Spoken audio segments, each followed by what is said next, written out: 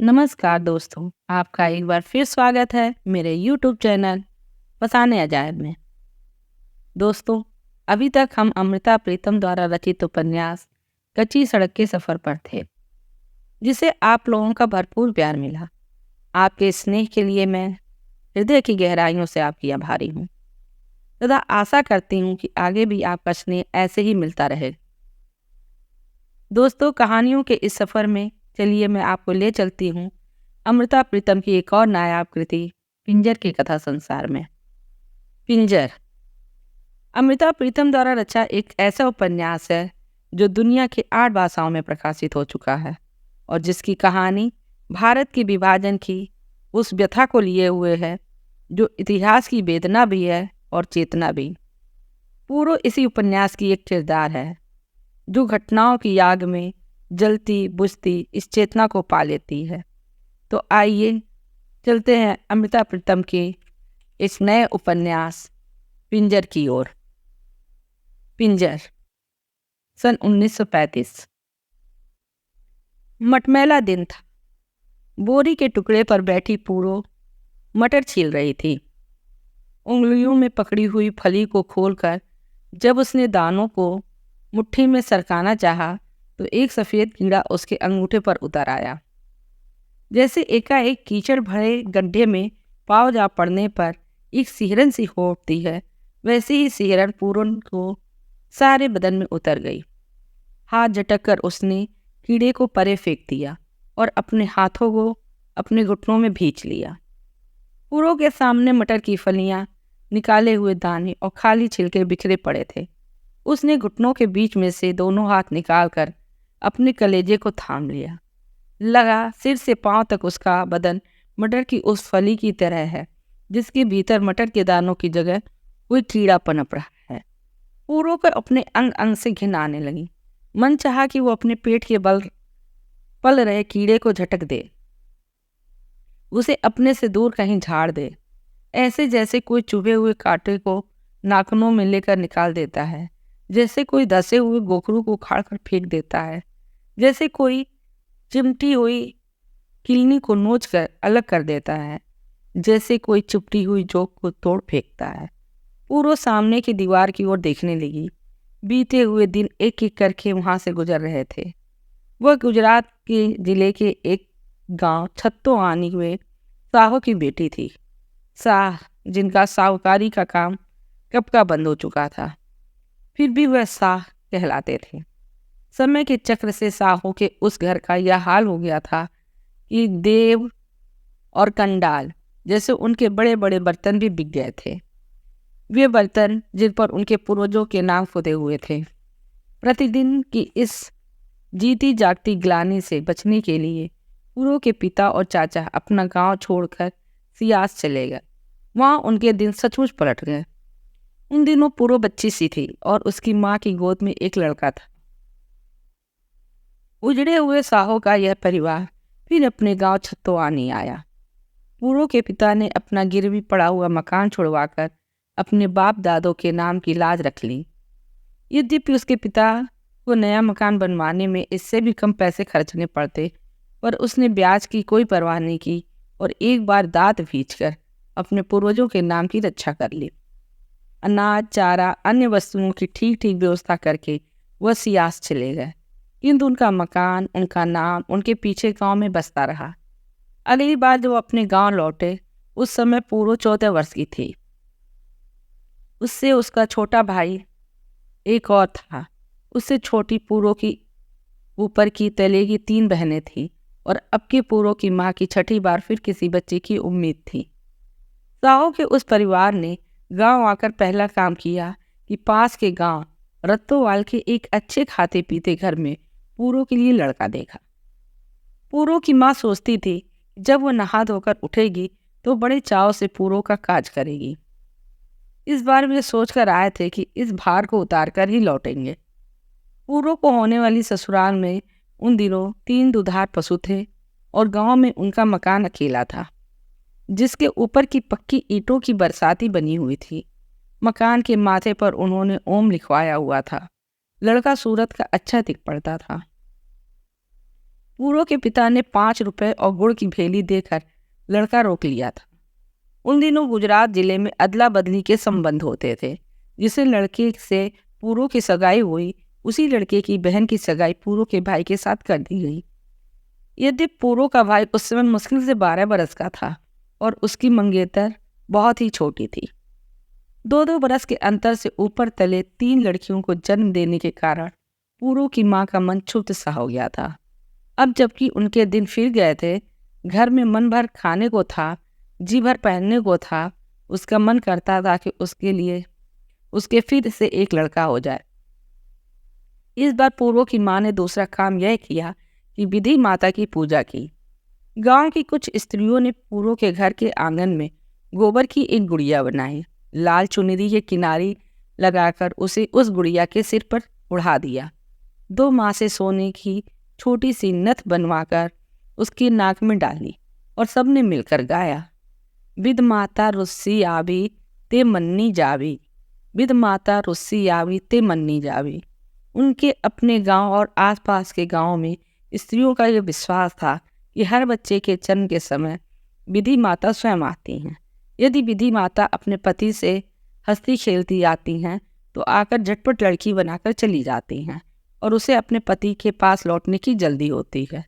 किंतु यदि विधि माता अपने पति से रूठ कर आती हैं तो उन्हें लौटने की कोई जल्दी नहीं होती और आकर बहुत समय तक बैठती हैं और आराम से लड़का बनाती हैं। तो सब स्त्रियों ने मिलकर फिर गाना आरंभ किया, विधि माता रुस्सी आवे ते मन्नी जावे। विधि माता शायद कहीं पास ही सुन रही थी। उसने उनका कहा मान लिया। 15-16 दिन बाद पूरो की मार के लड़का हो गया। साहो के दूर पार के संबंधियों को भी बधाइयाँ मिलने लगी। चिंताजनक एक बात थी और यह कि लड़का तेलड़ था। 3 बहनों पर हुआ भाई। पूरो की माँ को बड़ी चिंता थी। राम करे किसी प्रकार लड़का बच जाए और बच जाए तो माता पिता को भारी ना हो। विधि माता को मानने वाली स्त्रियां फिर एक बार इकट्ठी हुईं और कांसी के एक बड़े से थाल के बीच में बड़ा सा छेद करके लड़के को उसमें से आर पार निकाला। साथ में गाती रही, त्रिखला दी धाड़ आई, त्रिखला दी धाड़ आई। 3 लड़कियों के बाद ईश्वर की कृपा से पैदा लड़के ये सारे सगुन भगाकर और सबको विश्वास हो गया कि लड़का बच जाएगा।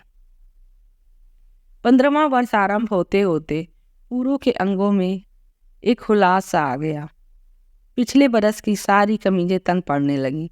पूरो ने पास की मंडी से फूलों वाली छीट लाकर नए कुर्ते सिलवाए। कितना सारा अबरक लगाकर चुनरियाँ तैयार की। पूरो की सहेलियों ने उसे दूर से उसका मंगेतर रामचंद दिखा दिया था। आंखों में उसकी छवि पूरी की पूरी उतर गई थी। उसका ध्यान आते ही पूरो का चेहरा सुर्ख हो जाता था। पूरो बहुत कम बाहर निकल पाती। पास के गांव वालों का इस गांव में आना जाना बहुत रहता था। उसकी ससुराल के गांव वाले कहीं पूरो को देख न लें। बस जरा दिन ढले, पूरो और उसकी सहेलियां खेतों में घूम फिर आती थीं। कई बार पूरो अपने खेतों के पास से गुजरती हुई कच्ची सड़क के आसपास अटक रहती। कभी कोई साग चुनने बैठ जाती, कभी किसी बेरी के पेड़ से लगकर खड़ी हो जाती, बेर गिराती, उन्हें चुनती और सहेलियों को बातों में लगाए रखती। वह सड़क उसकी होने वाली ससुराल की ओर जाती थी। मन ही मन सोचती, यदि उसका मंगेतर आज इधर से गुजर जाए, वो उसे गुजरते हुए एक बार देख ले। पूरो का दिल उस सड़क के किनारे खड़े होते ही धक धक करने लगता था। फिर सारी रात पूरो अपने मंगेतर के सपनों में उतर जाती। एक दिन पूरो की नई जूती उसकी एड़ी में बहुत लग रही थी। सहेलियों के साथ चलते वह पीछे रह जाती थी। पूरो और उसकी सहेलियां खेतों में होकर घर लौट रही थी। सांझ पिघले हुए सिक्कों की तरह चारों ओर बिखर जाती थी। लड़कियां खेतों की डील डोल चलती अब गांव की पगडंडी पर आ गई थी। यह पगडंडी कहीं चौड़ी और खुली खाली भूमि पर होकर जाती थी और कहीं कुछ पेड़ों, पीपलों और झाड़ियों के साथ साथ जैसे उनकी बाह पकड़कर आगे बढ़ती थी। सब लड़कियां आगे पीछे इसी पगडंडी पर चली जा रही थीं। पूरो जरा पीछे रह गई। दाएं पांव की एड़ी के पास एक बड़ा सा छाला उभर आया था। पूरो ने तंग जूती दोनों पैरों से उतार कर हाथों में ले ली और पांव तेजी से बढ़ाने लगी। लड़कियां पूरो से कहा करती थीं कि उसका दायां पैर बाएं पैर से भारी था, इसीलिए उसके दाहिने पैर में जूती लगती थी। इसी तरह पूरो का दायां हाथ भी बाएं हाथ से भारी था। हाँ जी, चूड़ी पहनते हुए पता चलेगा, यह कह लड़कियां पूरो को छेड़ा करती थीं। पूरो की आंखों के सामने आ जाता उच्चे हाथी दांत की लाल चूड़ियां उसके हाथों में पहनाई जा रही हैं। पिछली बड़ी बड़ी खुली खुली चूड़ियां पहनाने के बाद आगे की छोटी चूड़ियां उसके दाएं हाथ में फंस गईं। नाई ने तेल से उसके अंगूठे की हड्डी को मला और हाथी दांत की लाल चूड़ी को उसके हाथ में जोर से धकेलने लगा। पूरो को ख्याल आया, कहीं उसकी हाथी दांत की लाल चूड़ी उसके दाहिने हाथ में टूट जाए तो। पूरो के कलेजे को एक धक्का सा लगा। यह शगुन कितना बुरा है। उसकी शगुन की चूड़ी, उसके सुहाग की चूड़ी उसके हाथों में क्यों टूटे। पूरो ने अपने दाहिने हाथ को तिरस्कार से देखा। भगवान उसका मंगेतर युग युग जिए, 1000 लाख वर्ष जिए। पूरो के हृदय ने कामना की। फिर पूरो को याद आया, उसके गांव में चूड़ा चढ़ाते समय एक लड़की की चूड़ी सच में टूट गई थी। पास खड़ी हुई स्त्रियां राम राम कहकर भगवान से उसके पति की कुशल कामना करने लगी थी। फिर सुनार से सोने का एक पतला सा तार टूटी हुई चूड़ी में पुरवाकर उस लड़की को फिर वही चूड़ी पहनाई गई थी, जैसे उन्होंने उसके पति की टूटी हुई जीवन डोर को फिर से जोड़ दिया हो। पूरो इन्हीं सगुन अपसगुन में फंसी हुई थी कि बाएं हाथ की ओर से पीपल के पीछे से एक व्यक्ति निकलकर पूरो के सामने खड़ा हो गया। पूरो ने जल्दी से देखा, उसके गांव का जवान लड़का रसीद उसके सामने खड़ा था। रसीद की आयु 22-24 वर्ष की होगी। उसकी भरी हुई जवानी मुंह से बोल रही थी। पूरो ने देखा रसीद की दोनों बड़ी बड़ी आंखें पूरो पर गड़ी हुई हैं। वह कांप उठी, उसकी एक हल्की सी चीख निकली और वह रसीद के पास से बचती हुई भाग खड़ी हुई।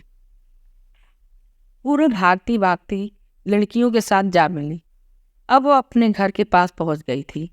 पूरो की सांस ठिकाने न थी। इतना ही भला हुआ कि रसीद ने उसके हाथ न लगाया था। रसीद ने उससे कुछ न कहा। अरे लड़का था या कोई शेर था, सहेलियों ने उससे ठिठोली की। किंतु अभी तक पूरो की जान में जान नहीं आई थी। शेर तो सिर्फ फाड़ कर खा जाता है। कहते हैं अगर रीछ को कोई औरत अकेले मिल जाए तो वह उसे मारता नहीं, उठाकर ले जाता है अपनी गुफा में और ले जाकर उसको अपनी औरत बना लेता है। सहेलियों से यह बात उसने सुनी। पूरो की जान फिर सूखने लगी।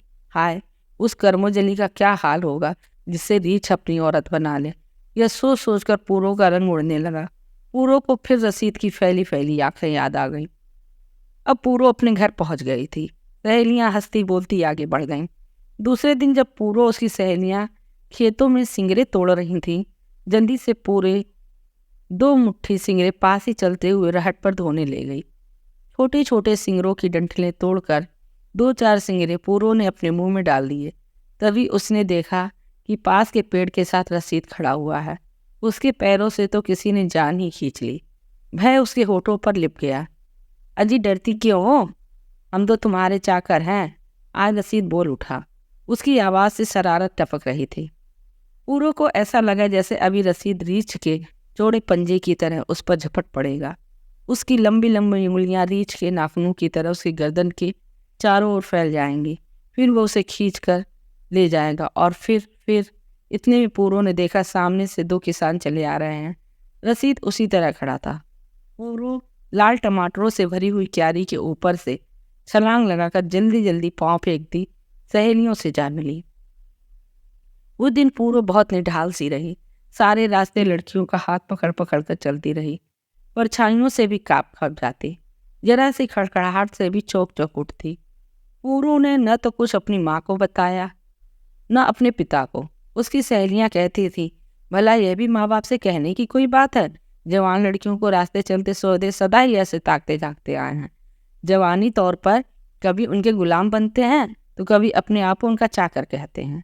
ऐसे उल जुलूल बकते ही आए हैं तो बका करे।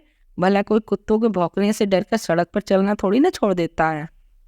उस दिन उनके गांव में एक 6-7 बरस के लड़के को पागल कुत्ते ने काट खाया। गली मोहल्ले की स्त्रियों ने मिलकर लड़के के घाव पर लाल मिर्चें बांध दी। मिर्चों की तेजी से कुत्ते के दांतों का जहर कट जाता है। पूरो ने जब यह खबर सुनी तो मन में आया कि वो लाल मिर्चें कूट कर रसीद की आंखों में झोंक दे।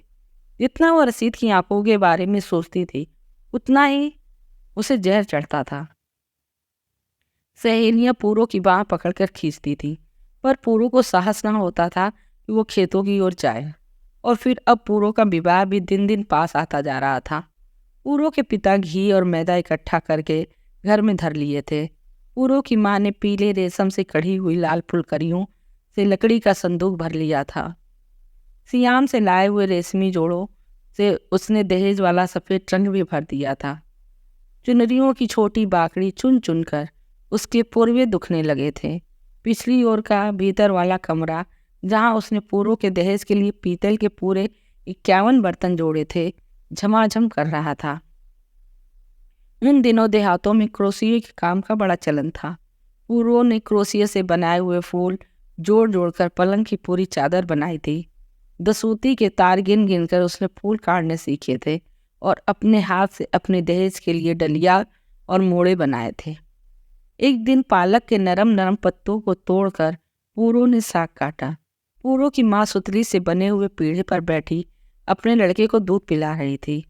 पूरू ने मिट्टी की हंडिया को बांध के छोटे से गुच्छे से अच्छी तरह मांजा, फिर साग को पानी से 2 बार धोकर उसमें चने की दाल मिलाकर हंडिया को भर दिया। हारे की मीठी मीठी आग पर दूध कढ़ रहा था। पूरू ने चूल्हे में 2-4 चिपटियाँ लगाकर साग चढ़ा दिया। पूरू का विवाह अब बिल्कुल पास आ गया था। माँ को प्रतीक्षा थी कि कौन जाने आज या कल पूरू की ससुराल से कोई नाप लेने ही आ जावे। पूरू कितनी सुंदर सियानी लड़की है। रोटी टुकड़ा तो आंगन में इधर से उधर चलते फिरते ही कर लेती है। पूरू की सहेलियाँ कहती थीं कि पूरू को जवानी भी तो भर के चढ़ी है। पूरू के गोरे मुख पर आँख ठहरती न थी। माँ ने एक चाहत भरी दृष्टि से पूरू की ओर देखा। शायद वो सोचती थी कि पूरू अब ससुराल चली जाएगी। पूरू के मायके का घर फाएं फाएं करेगा। पूरू अपनी माँ का दाहिना हाथ थी। माँ की आंखों में आंसू भर आए। बैठी बैठी पूरू की माँ गाने लगी। लावी ते लावी नी कलेजे दे नाल माए, दस्सी ते दस्सी एक बात नी, बाता ते लमिया ने धिया के जनमिया ने, अज बिछोड़े वाली रात नी। माँ का मन भर आया। पूरू चौकी के छोटे छोटे काम निपटाती हुई माँ की आवाज़ सुन रही थी। पूरू के दिल में भी बिछोड़े की एक हौल सी उठी। माँ आगे गाने लगी। चरखा जू डहनिया पे छोपे जू पनिया में, पिड़िया ते वाले मेरे खेस नी, पुत्रा नु दीने उच्चे महल दे मड़िया, धिया नु दिता परदेस नी। पूरू दौड़ी दौड़ी आकर माँ के गले से लिपट गई। माँ बेटी दोनों रो पड़ी। एक लड़की का यौवन उसे अपनी माँ से अलग कर देता है। माँ ने जी कड़ा किया, बेटी के कंधे को चूम कर प्यार किया। संध्या उनके आंगन में भी उतर आई थी। माँ को याद आया कि दूसरी साग भाजी घर में नहीं थी। कौन जाने पूरू की ससुराल से कोई आता हो। उसने कहा कि छोटी बहन की उंगली पकड़कर पास के खेतों में से 4 भिंडियाँ ही तोड़ ला और चावलों की एक मुट्ठी और गुड़ की भेली डालकर मीठे चावल भी चढ़ा दे। पूरू का दिल भी आज भर भर आता था। उसने अपनी छोटी बहन के साथ लिया और बाहर चली गई। भिंडियाँ तोड़ी, 2-4 सिंगोरे तोड़े और उल्टे पाँव छोटी बहन को साथ लेकर घर की ओर चली। लौटते समय पूरू सोच रही थी और भरे हुए मन से आ रही थी कि अब उसे अपनी माँ से अलग होना पड़ेगा। अपनी बहनों से बिछुड़ जाएगी, अपने नन्हे से भाई से दूर चली जाएगी। वज्र के प्रहार सा पूरू को एकाएक ख्याल आया, यदि यहाँ रसीद मिल जाए तो, और वह पाँव उठाकर चलने लगी। पूरू दौड़ क्यों रही है? पूरू की एक छोटी बहन की सांस उखड़ रही थी। दोस्तों, कहानियों की इस सिलसिले को बनाए रखने के लिए मेरे चैनल को सब्सक्राइब करें और ये नई कहानी आपको कैसी लग रही है अपने कमेंट्स के द्वारा ज़रूर बताइए। आप लोगों को बहुत बहुत धन्यवाद।